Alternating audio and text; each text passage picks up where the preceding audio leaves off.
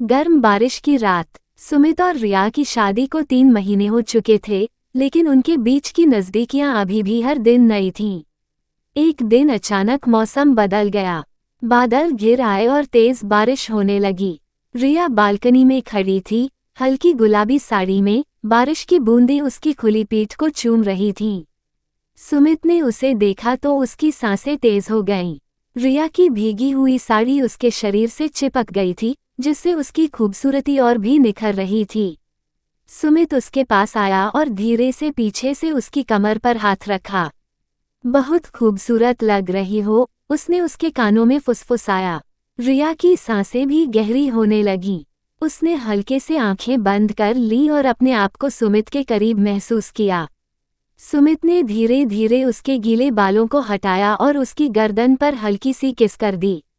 रिया के होंठों से एक हल्की सिसकी निकल गई। उसके शरीर में एक अजीब सी सिहरन दौड़ गई। सुमित ने उसे अपनी बाहों में उठा लिया और बेडरूम की ओर बढ़ा।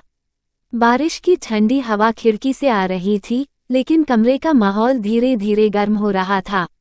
सुमित ने रिया की साड़ी का पल्लू धीरे से सरका दिया, उसके नर्म कंधों को चूमते हुए उसे अपने और करीब खींच लिया। रिया की उंगलियां भी सुमित की पीठ पर घूम रही थीं। दोनों की धड़कनें तेज हो गई थीं, और इस बारिश की रात में उनके जिस्म एक दूसरे के प्यार में खो चुके थे। योजक चिन्ह योजक चिन्ह योजक चिन्ह। अगर आपको और डिटेल में कहानी चाहिए तो बता सकते हैं।